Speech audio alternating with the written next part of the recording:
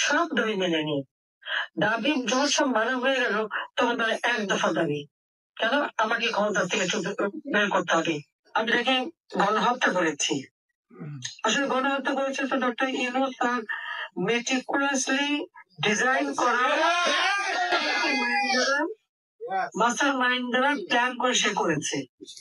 গণহত্যার বিচার ওই তার সমন্বয়কারীরা এবং ইউনূস এবং তার মাস্টার মাইন্ড তাদেরই ঘটানো। তারাই লাশের পর লাশ ফেলেছে। এমনকি ওই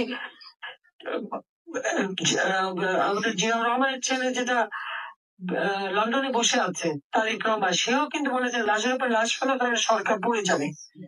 এটা তো তাদের কথা। প্রতিটি অর্জনে, সংগ্রামে, স্বাধীনতায় প্রবাসীদের অবদান অনস্বীকার্য। তাদের উপর আমরা শ্রদ্ধার সাথে এই অবদান আমি স্মরণ করি।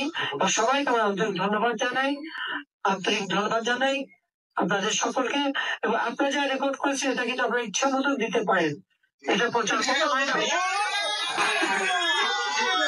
সেই 1948 সাল থেকে যে সংগ্রাম শুরু করেছিলেন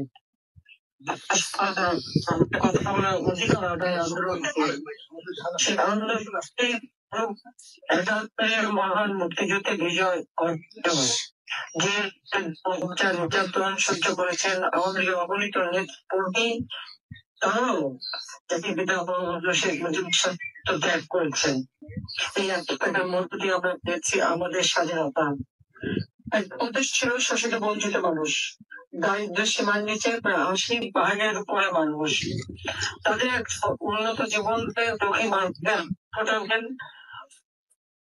তোমার এই স্বাধীনতা ঘোষণা দেয় 32 নম্বর তাকে সারা দিয়ে জাতির সমগ্র জাতীয় অস্ত্র তুলে নেয়, যুদ্ধ শুরু করে। 7 মার্চ 71 সালে তার ঐতিহাসিক ভাষণ, যে ভাষণের মধ্যে দিয়ে তিনি বলেছিলেন এবারের সংগ্রাম আমাদের মুক্তির সংগ্রাম, এবারের সংগ্রাম আমাদের স্বাধীনতা সংগ্রাম, এবং ঘরে ঘরে দুর্গ গড়ে তুলে সবাইকে প্রস্তুত হতে বলেছিলেন। আমাদের নেত্রী সারা বাংলাদেশের সেই সময় সংগ্রাম পরিষদ গড়ে ওঠে, আর সেই সংগ্রাম পরিষদের নেতৃত্বে এদেশের মানুষ অস্ত্র তুলে নিয়ে যুদ্ধ করে বিজয় অর্জন করে। বিজয়ের পর স্বাধীনতা ঘোষণা দেওয়ার সাথে সাথে জাতির পিতা বঙ্গবন্ধু শেখ মুজিবকে কিন্তু গ্রেপ্তার করা হয়। এরপর আমার মা, আমার ছোট ভাই জামাল, রেহানা, ছোট বোন রেহানা, নাসের, আমি সহ আমাদেরকেও গ্রেপ্তার করে 18 নম্বর রোড বর্তমানে এই 26 নম্বর বাড়িতে একতলা বাড়ি ছিল, চেয়ারে বন্ধ করে রাখে। আর আমার আব্বাকে পাকিস্তানি কারাগারে নিয়ে যায়।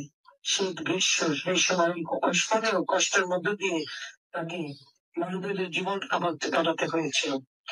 আমাদের বাংলাদেশের জনগণ অস্ত্র হাতে নিয়ে যুদ্ধ করে মিত্র শক্তি সরকার বাংলাদেশকে শত্রু মুক্ত করে এই ডিসেম্বর মাসে। ডিসেম্বর মাসের 16 ডিসেম্বর আমাদের সেই ঝাঁপিয়ে পড়ে এবং দেশকে আগে গিয়ে সন্তানায় ভারতের প্রধানমন্ত্রী ভারতীয়কে এবং ভারতের জনপতি মানুষ ভারতে আসতে প্রতিটি বাংলাদেশের মানুষকে আশ্রয় সহযোগিতা করে মহান মুক্তিযুদ্ধে। এছাড়াও পৃথিবীর বিভিন্ন সেই সময়টায় কান্ট্রি ছিল, স্ক্যান্ডিনেভিয়ান কান্ট্রি, এমনকি আমেরিকার জনগণ, ব্রিটিশ জনগণ সকলেই কিন্তু আমাদের মহান মুক্তিযুদ্ধে আমাদেরকে ত্যাগ করেন। আমি তাদের সকলকে আন্তরিক ধন্যবাদ জানাই এই মানুষের পাশে দাঁড়িয়ে স্মরণে। মাত্র 3 বছর সভাপতি ছিলেন জাতির পিতা বঙ্গবন্ধু শেখ মুজিব। একটা প্রদেশকে রাষ্ট্র উন্নীত করে যুদ্ধবিধ্বস্ত দেশ তিনি গড়ে তুলেছিলেন। বাংলাদেশের পাশে নিশ্চিত করেছিলেন সব দিক থেকে, এবং 10 মাসের মধ্যে একটি সংবিধান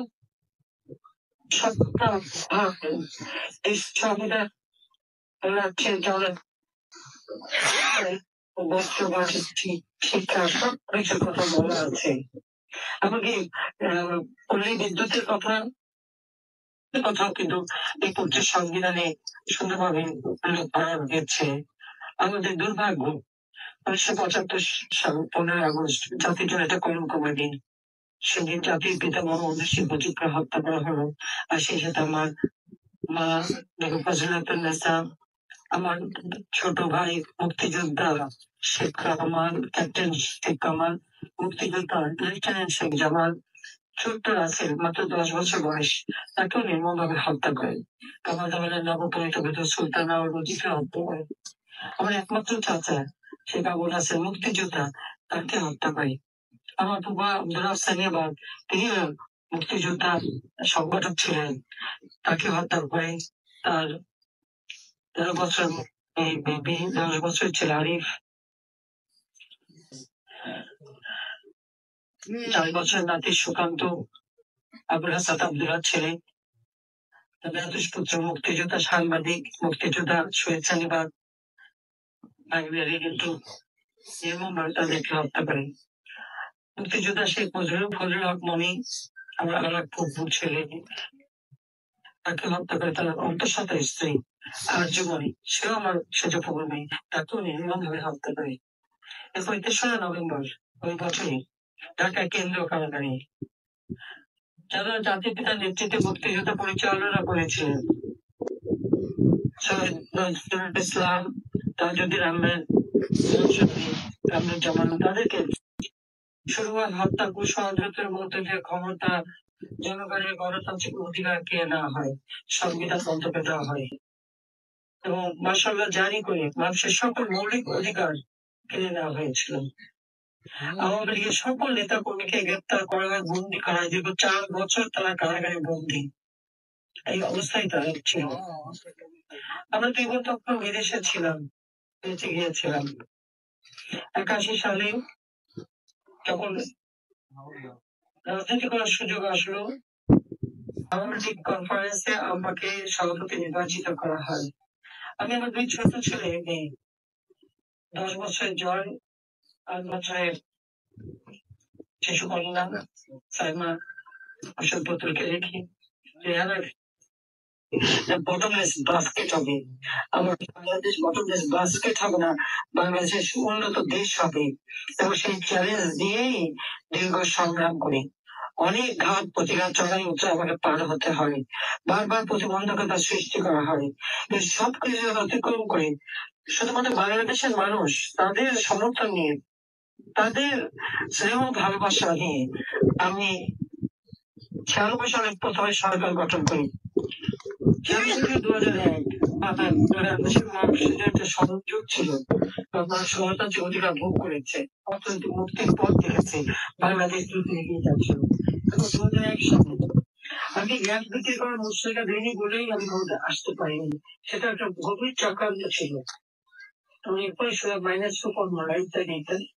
তারপরে আসলো বাংলাদেশে এমার্জেন্সি, সবাই আমাকে গ্রেপ্তার করা হলো এবং যে অবহিত মামলা, এবং বিএনপি 2001 ক্ষমতা আসার নেতা করি, তাই 21 নেতা হত্যা করেছে, আহত করেছে, গর্বিত করেছে, হাত কেটেছে, চোখ তুলে দিয়েছে, জামাটা দিয়েছে মিলে হাতুড়ে দিয়ে পিঠে কেটে আমাদের নেতা কর্মী হাত ঘোরা করেছে, হত্যা করেছে। এটা বিভীষিকাময় অবস্থা। তার উপর জঙ্গির সৃষ্টি, বাংলা ভাই সৃষ্টি, প্রকাশ্য দিবালক অস্ত্র হাতে নিয়ে ঘুরে বেড়াচ্ছে জঙ্গিরা, একটা সন্ত্রাসের রাজত্ব কায়েম করে। কিন্তু বাংলাদেশ বলতে গেলে বিশ্বে বোধহয় চ্যাম্পিয়ন হয়েছে বিএনপির আমলে। দুর্নীতি, সজল পেজি, টকল, আমেরিকা থেকে শুরু করে সারা বিশ্বে অনেক, যখন এক সুযোগ আমার সাথে দেশে ফিরেছিলেন, আমি জোর করে দেশে ফিরেছিলাম, শতবার উপেক্ষা করে, তখন আপনাদের পাশে পেয়েছিলাম। আসলে বাংলাদেশের প্রতিটি অর্জনের পেছনে প্রবাসীদের অবদান রয়েছে, প্রতিটি সংগ্রামের পেছনে প্রবাসীদের অবদান রয়েছে। জাতির পিতা বঙ্গবন্ধু শেখ মুজিবুর রহমানের বিরুদ্ধে যখন আগরতলা ষড়যন্ত্র মামলা দেওয়া হয়, তখনও কিন্তু প্রবাসীর পাশে দাঁড়িয়েছিলেন।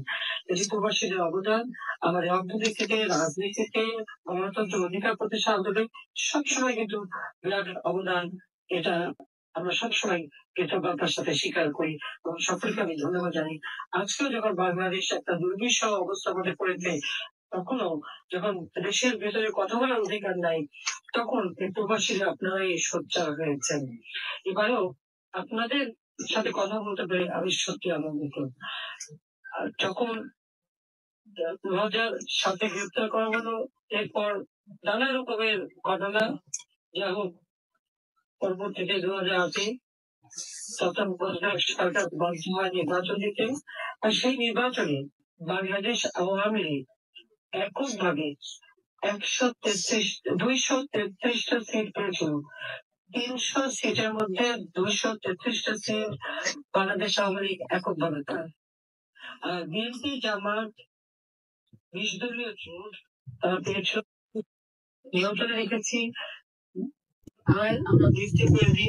দারিদ্রের হার যেখানে 41 ছিল, আমরা সেখানে 18.7 নামিয়ে আনি। হয়তো দরিদ্র 25.1 ছিল, তা আমরা মাত্র 5 নামিয়ে এনেছিলাম। যে মাথা পিছু আয় বিএনপির আমলে ছিল মাত্র $543, সেখানে আওয়ামী লীগের আমলে আমরা 5 গুণ